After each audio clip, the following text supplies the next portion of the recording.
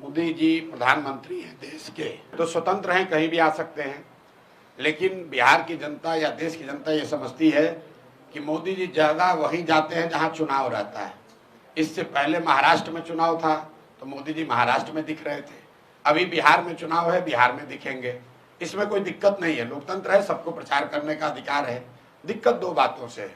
पहली बात कि जब आप बिहार में आ रहे हैं, अपने दल का प्रचार करने आ रहे हैं, तो कृपा करके बिहार की गरीब जनता के पैसे से आकर प्रचार मत कीजिए। हम लोग को आप कुछ दे नहीं रहे हैं तो बिहार की जनता का पैसा लेकर यहाँ पब्लिक मीटिंग क्यों कर रहे हैं।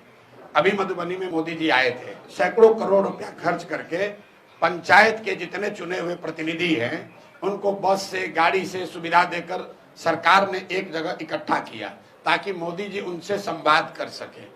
अब संवाद में मोदी जी ने क्या कहा? क्या उन्होंने बिहार की पंचायती राज की व्यवस्था को सुदृढ़ करने की बात कही? क्या उन्होंने ये कहा कि पंचायती राज की संस्थाओं को यहाँ ज्यादा पैसा संसाधन दिया जाएगा? उन्होंने ये कहा कि सहरसा से एक नई वंदे भारत ट्रेन चलेगी जिससे श्रमिक परिवार के बच्चे गुजरात और मुंबई में आसानी से जा सकेंगे।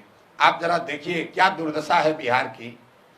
मोदी जी देश के प्रधानमंत्री हैं तो गुजरात के भी प्रधानमंत्री हुए, महाराष्ट्र के भी प्रधानमंत्री और बिहार के भी प्रधानमंत्री। अभी मोदी जी गए थे कच्छ में उनका भाषण सुनिए। उन्होंने कहा दुनिया के सबसे बड़े सोलर पार्क में एक सोलर पार्क हमारे कच्छ में बन रहा है।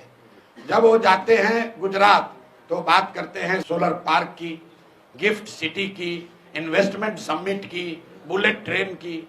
वही मोदी जी जब बिहार आते हैं तो हम लोग को कह रहे हैं कि आपको ट्रेन देंगे ताकि आपके बच्चे यहाँ से बैठकर, श्रमिक परिवार के बच्चे यहाँ से बैठकर महाराष्ट्र और गुजरात जाएंगे फैक्ट्रियों में काम करने के लिए। मैं इस बात का सीधे तौर पर विरोध कर रहा हूँ। हम लोग को ऐसा ट्रेन नहीं चाहिए जिसमें बिहार के बच्चे जानवर की तरह बैठकर मजदूरी करने के लिए दूसरे राज्यों में जाए। मैं उन लोगों में से नहीं हूं जो ट्रेन की घोषणा पर ताली बजाता है। ट्रेन चलनी चाहिए, लेकिन ट्रेन इसलिए नहीं चलनी चाहिए कि बिहार के बच्चे उसमें मजदूर बनकर दूसरे राज्यों में जाएं।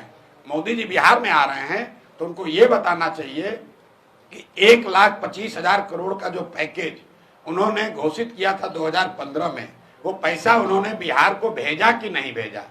क्योंकि 2015 के बाद बिहार में और देश में दोनों जगह मोदी जी की एनडीए की सरकार है।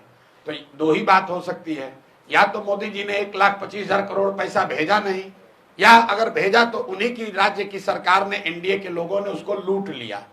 तो मोदी जी को पहले यह स्पष्ट करना चाहिए कि 1,25,000 करोड़ का आपने, हमने पूरे बिहार में देखा था। आरा में खड़े होकर मोदी जी ने कहा 50,000 करोड़ दूं कि 60,000 करोड़ दूं, 60,000 करोड़ दूं कि 80,000 करोड़ दूं, 1,25,000 करोड़ रुपया दूंगा। तो पैसा कहाँ है? कहाँ आया वो पैसा? सिवान के लोगों को कब मिला? छपरा के लोगों को कब मिला? और अगर नहीं मिला तो मोदी जी ने एनडीए के जो उनके साथी मंत्री हैं जो यहाँ मंगल काल की बात कर रहे हैं, उन लोगों ने अगर इसको लूटा है तो उस पर कार्रवाई क्यों नहीं कर रहे हो? क्योंकि यही लोग तो मंत्री है 2015 से, इन्हीं की सरकार है। तो मोदी जी आए, नई बात कहें। अच्छी बात यह है कि हम लोग के पैसे पर प्रचार न करें। दूसरी बात, जो पहले कहा था उसका जवाब दे दे।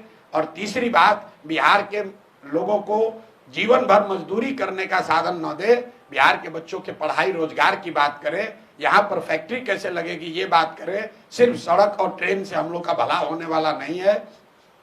सड़क बन जाएगा, उस पर बस में बच्चे जा रहे हैं बोरा की तरह लदा के दूसरे जगह पर मजदूरी करने। आप ट्रेन यहाँ से खोलते हैं, उस ट्रेन से बच्चे जा रहे हैं गुजरात में, महाराष्ट्र में मजदूरी करने के लिए। आप हमको, जितने आप पत्रकार हैं, आपको खुली चुनौती दे रहे हैं।